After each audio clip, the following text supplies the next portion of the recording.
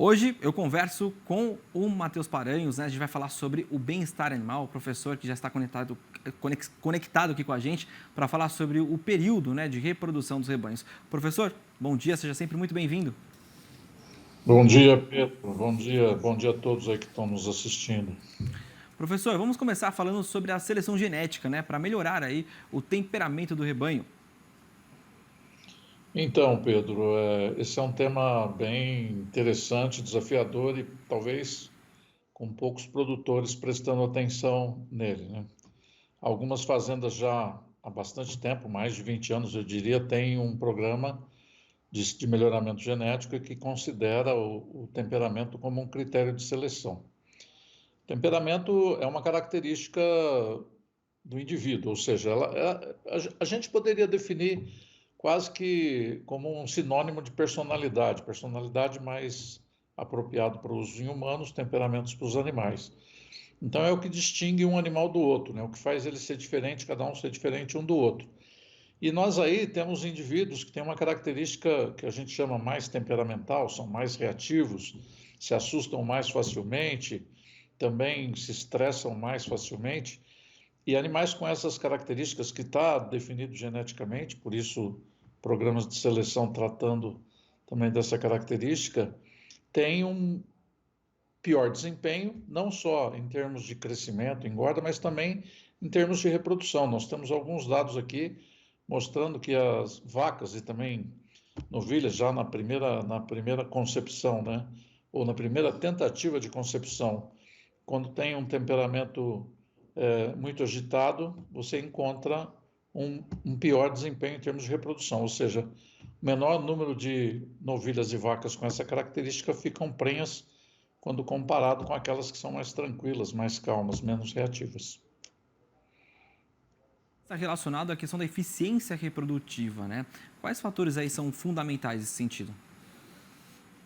Então, obviamente, o temperamento é um fenótipo, como todas as características que nós estamos aí avaliando durante os programas de melhoramento, dentro dos programas de melhoramento genético. Então, ele tem um componente genético e tem também um componente ambiental.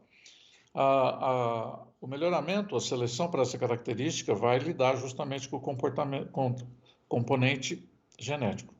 Mas nós não podemos esquecer que parte dessa característica tem origem no ambiente. Que ambiente é esse? É um ambiente de manejo. Então, vacas, novilhas mal manejadas, com agressividade, normalmente tem essa característica, né, de ser mais reativa, mais agitada, fica com mais medo, e, consequentemente, isso também vai influenciar na eficiência reprodutiva desses animais. Ou seja, o que nós estamos falando aqui? Nós estamos dizendo que para ter um melhor resultado, nós temos que ter um programa de melhoramento genético focado nesse tema, mas também temos que adequar nosso manejo, tornando ele menos estressante para os animais, a fim de obter o melhor resultado possível aí na reprodução dessas fêmeas, né? Perfeito, né? Uma situação que o senhor pontuou aqui foi a questão das novilhas reativas, né? E também as mais tranquilas, principalmente no caso dos bovinos de corte. Nesse sentido, a gente vai naquela questão daquele manejo sem gritos, sem nenhum tipo de estresse, né? Tem outras questões que a gente pode pontuar também nessa questão para conseguir tranquilizar esse ambiente, para ter aí uma reprodução com melhor eficiência? Olha, Pedro, esse é um tema fundamental, porque vamos pensar num protocolo de ATF, né? O animal vai 3 vezes no curral, cada vez que ele vai, ele já passa por um manejo que de certa forma é aversivo, né? São aplicadas as injeções ou tem a introdução do intravaginal lá da progesterona, equipamento que libera a progesterona, e tudo isso causa um pouco de estresse. Se eu fizer isso de uma forma agressiva, gritando, batendo, dando choque, vai piorar muito. E no final, o que a gente espera no final? Depois que ela foi lá, passou por essa etapa aí de preparação para a inseminação. Se a vaca estiver muito estressada, o resultado da inseminação vai ficar muito prejudicado. Então, veja bem, nós temos o componente genético, que a seleção pode estar sendo trabalhada nesse sentido, e temos o componente ambiental, que tem que ser trabalhado dentro de cada fazenda para ter o manejo mais tranquilo possível durante todos os processos no curral, mas principalmente, né, durante essa etapa aí de indução do cio e, obviamente, a inseminação artificial. Agora, outra questão, né, das primíparas, né, aquelas que estão, né, que vão ser a primeira prenhez. Por que tem mais dificuldade na questão de emprenhar essas fêmeas? Vamos lá. Primeiro, a novilha nunca pariu, a primípara já pariu. E ela tem uma dificuldade de ficar prenha, então essa seria a segunda gestação dela, torna mais difícil, por dois motivos fisiológicos básicos, né? Primeiro, ela é uma fêmea jovem, ela ainda está em desenvolvimento, ela tem toda uma demanda de nutrientes para atender esse desenvolvimento e, paralelamente, ela teve uma demanda para sustentar a gestação anterior e, obviamente, também o período de amamentação desse bezerro, a produção de leite. Então, é um animal que demanda muito em termos de nutrientes e nem sempre isso é atendido plenamente. Às vezes nem é possível atender plenamente, porque tudo que ela come não é possível para atender aquilo que ela precisaria para sustentar gestação, mais amamentação e crescimento, desenvolvimento. Então, é natural que seja um pouco mais difícil. Então, a atenção maior aí com essas fêmeas é nutricional e, óbvio, não vou aqui dizer que não deve cuidar do manejo, tem que cuidar de tudo, mas o aspecto nutricional é o que tem maior efeito.